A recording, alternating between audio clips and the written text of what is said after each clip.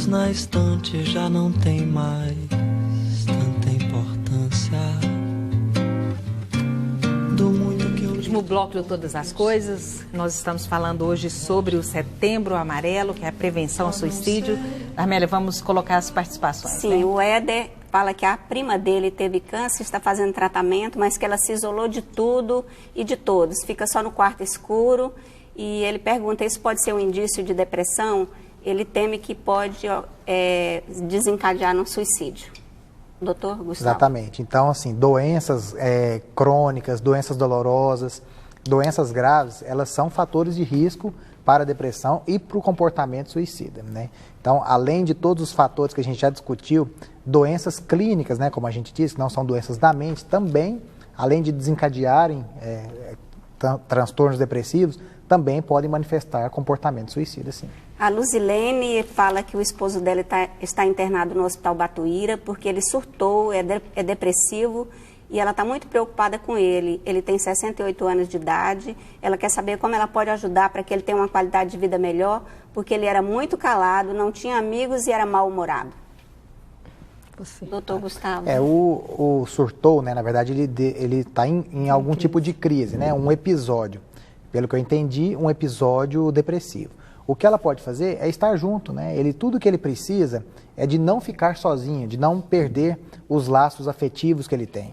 E seguramente, com toda a dificuldade que todas as pessoas temos de identificar em nós mesmos os sintomas, ele vai querer parar tratamento, suspender medicações. Então ela tem que estar junto nesses momentos, monitorar medicamentos, se possível, diante de comportamentos que sejam de risco, tirar de perto dele, afastar dele todos os objetos que possam oferecer risco e acompanhar o médico, não julgar, né, apoiar indeterminadamente o tempo que ele precisar desse tratamento. A Cecília Teixeira, do Residencial Itaipu de Goiânia, elogia o programa e disse que está amando ver a professora dela, a Suzy, no programa de hoje, que você coloca muito bem a temática e manda um abraço para todos nós. Obrigada, viu, Cecília? Obrigado. E ela quer dar a contribuição dela, contando a história dela, porque eu vou ler aqui. Ela fala o seguinte: sou portadora de transtorno recorrente depressivo e faço acompanhamento com o psiquiatra mensalmente e faço uso de medicamentos contínuo. A medicação é muito importante para mim, quanto à força de vontade, a fé, a atividade física e o apoio e compreensão dos amigos e da família. A medicação é primordial.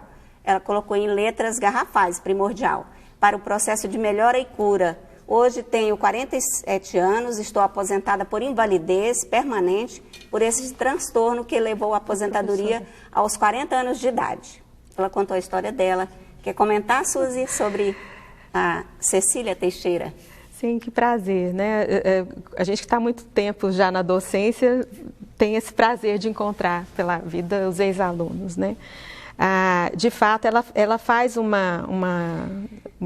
aviso, né, que é extremamente, um depoimento que é extremamente importante, né? Os fatores de proteção, eles devem ser buscados. O apoio do grupo, que seja da religião, de esporte, né? O apoio espiritual, tudo isso colabora, mas nada disso substitui o tratamento. Ela está corretíssima. É química, né? É uma química, né? Nem todas as pessoas que têm depressão vão incorrer no comportamento suicida, né? E nem todos que suicidam passaram pela depressão clássica, né? Mas, de fato, nada substitui a avaliação de profissionais de saúde. Essas outras coisas são para além disso. Por que há tanto preconceito com o medicamento? A história, né, da psiquiatria, da saúde mental como um todo, ela não é das mais belas, né? Aconteceu que até pouco tempo atrás, no século passado, as medicações tinham efeitos colaterais absurdos, né?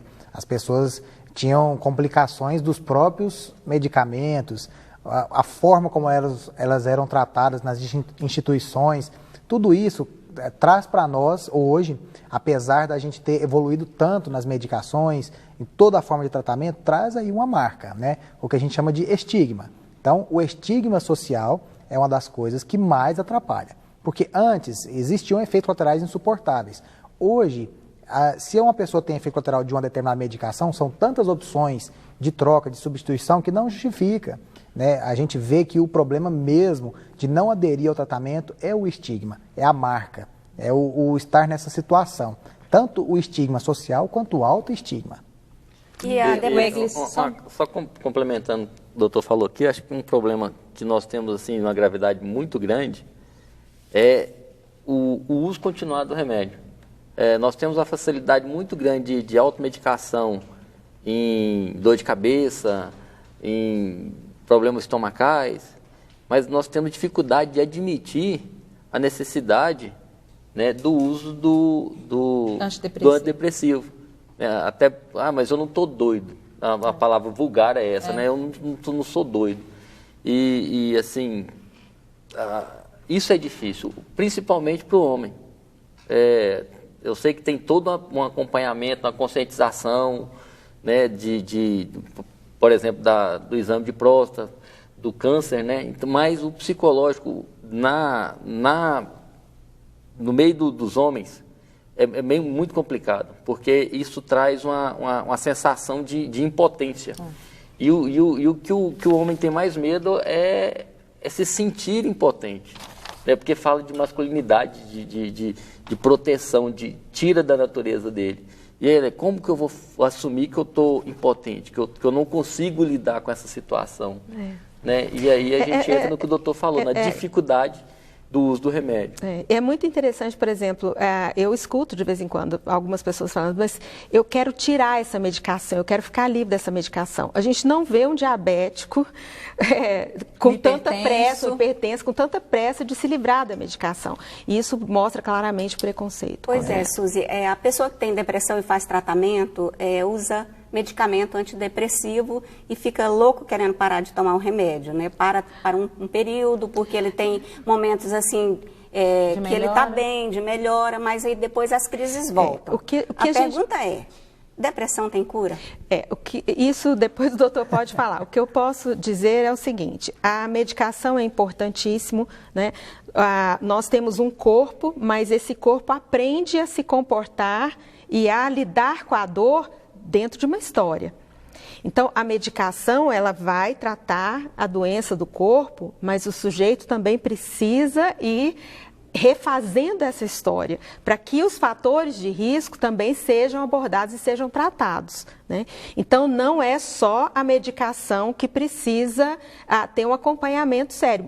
A medicação sozinha, às vezes, não faz o efeito que poderia fazer se fosse acompanhada da psicoterapia. E assim também a psicoterapia sozinha não garante a cura, muitas vezes até prejudica, né? Então nós temos que entender isso. A doença, a forma como o sujeito adoece, a forma como ele vê a doença, é construído a partir da história dele. Essa forma, ela é construída. Então é preciso que assim que ele tem o suporte da medicação, que vai tratar o corpo, ele também se reorganize para mudar formas de ver, formas de se comportar, que trariam um risco de uma reincidência da crise, né? Depressão tem cura? Quando a gente fala depressão, a gente precisa de detalhar melhor isso, né? Porque hoje usa-se a palavra depressão de uma maneira um pouco mais abrangente, né?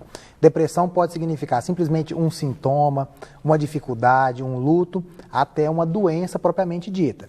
Então, nem sempre o que a gente chama de depressão genericamente é necessário medicação, né? Bem como também alguns tipos de depressão, a gente suspende a medicação, certo? Então, existem depressões que têm cura sim. Um episódio único, por exemplo, depois de entrado em remissão, ou seja, a pessoa já não tem sintomas, está fazendo terapia, se reorganizou, modificou a vida dela para que aquilo que desencadeou deixe de surgir, ela pode sim ser retirada da medicação de 6 meses a 2 anos, por exemplo.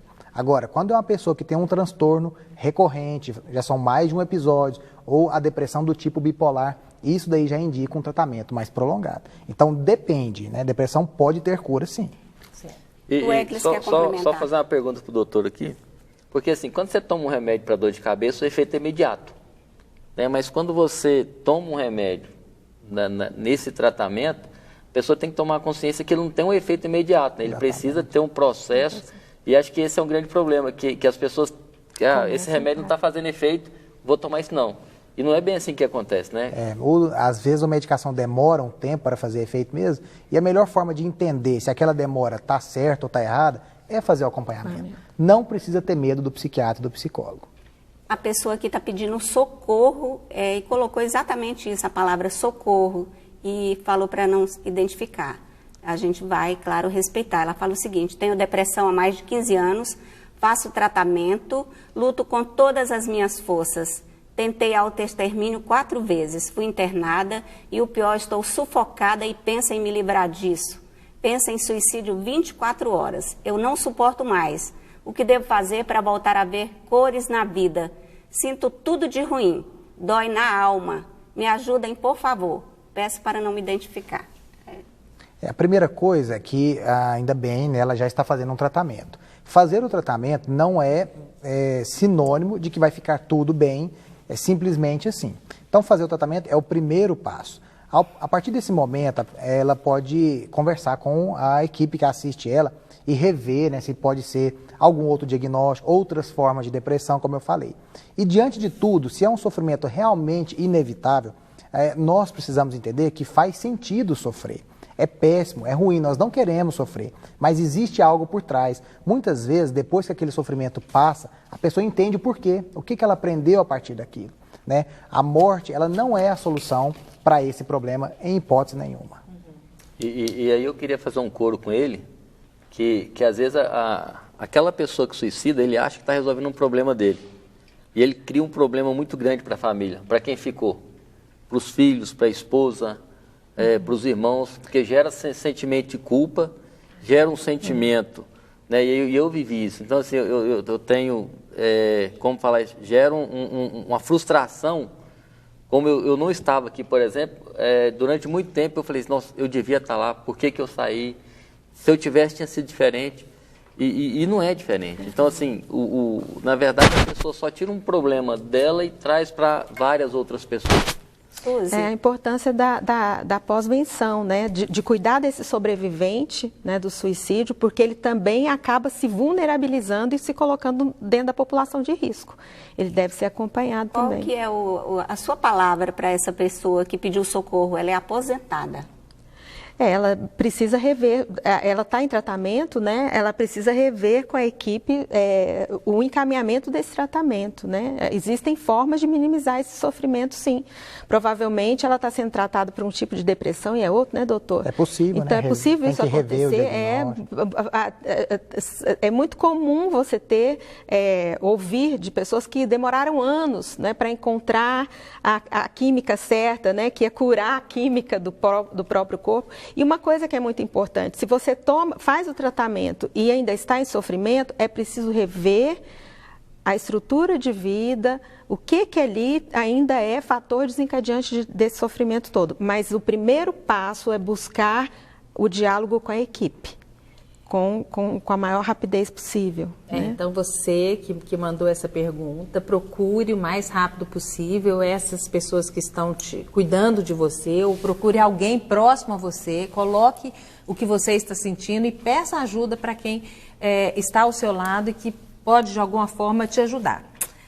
Eu quero agradecer a participação de vocês, nosso tempo acabou. Egles, muito obrigada pela sua coragem em expor o que você passou. Obrigada, porque eu tenho certeza que você ajudou muita gente que está nos assistindo. Obrigado eu pela oportunidade e, assim, espero mesmo que as pessoas que estão com essa dificuldade assumam a sua fraqueza, procurem um psiquiatra, procurem um psicólogo. Você é muito importante para a sua família, para os seus filhos, para os seus irmãos, para o seu pai. E cria coragem, chega e fala, não estou bem. Não estou bem. Isso não é fraqueza, isso é hombridade. Hombridade é você admitir a sua situação naquele momento. Então, pegue a sua hombridade e assuma as suas dificuldades. Obrigada. Suzy? Eu, como psicóloga e educadora, né, o que eu digo é que nós precisamos criar espaços de esperanças para os nossos jovens. Precisamos dar a eles a esperança de que eles podem mudar, sim, o mundo. Né? Então, criar dentro da escola, dentro da família, momentos de criatividade, né, de uma convivência menos pesada, né, e que eles tenham esperança de que a vida pode ser melhor, sim. Obrigada, doutor. Obrigado pelo convite, agradeço muito. Além de tudo que os meus colegas aqui disseram, né, concordo plenamente. Também deixar um recado para aquela pessoa que não tem depressão e que acha que tudo isso é bobagem. Não faça isso. Passe essa informação adiante. Leve adiante essa informação. Às vezes muitas pessoas não vão ter oportunidade de assistir o programa. Passa isso para frente. Não vamos deixar de fazer a nossa parte diante desse problema que tem uma solução.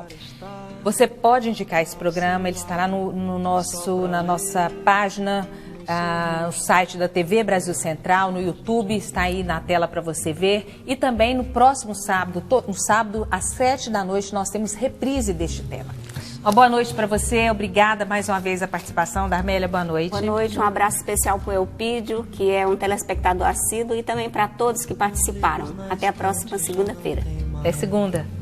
Tanta importância do muito que eu li, do pouco que eu sei, nada me resta a não ser a vontade de te encontrar. O motivo eu já nem sei, nem que seja só para estar ao seu lado, só pra ler